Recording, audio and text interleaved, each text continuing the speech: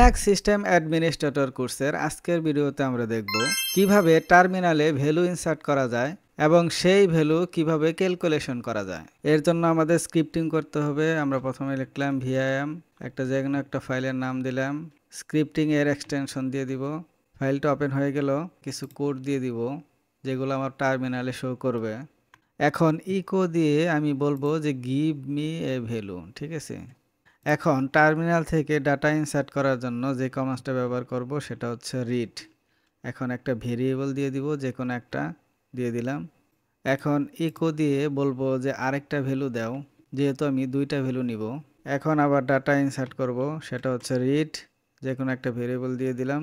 এখন এখানে ইকো দিয়ে ডবল কোটেশন দেওয়ার পরে দেখেন ইউর আউটপুট ইজ, এখানে সিঙ্গেল কোট দেওয়ার পরে এখানে $a এবং $b, অর্থাৎ এই ভেরিয়েবলটা আমরা ডিক্লেয়ার করলাম, ঠিক আছে।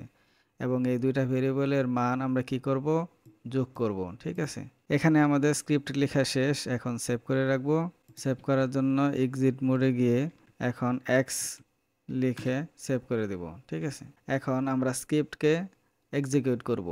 এখন স্ক্রিপ্ট এক্সিকিউট করার জন্য sh মাইস্ক্রিপ্ট এই ফাইলের নাম দিয়ে দিলাম।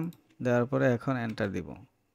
এখন কি বলতেছে যে গিভ মি ভ্যালু 1, যে কোনো একটা ভ্যালু দিলাম 20। এখন ভ্যালু 2 দিব, 30 দেই, দেখি 50 আছে কিনা। দেখেন আমার 50 চলে আসছে, ঠিক আছে। আজকের মতো এই পর্যন্তই। পরবর্তী ভিডিওতে স্ক্রিপ্টিং নিয়ে অন্য একটা ভিডিও দেখাবো। ভিডিওটি ভালো লাগলে অবশ্যই লাইক এবং কমেন্টস করতে ভুলবেন না এবং পরবর্তী ভিডিও দেখার জন্য চ্যানেলটি সাবস্ক্রাইব করে রাখবেন। আসসালামু আলাইকুম।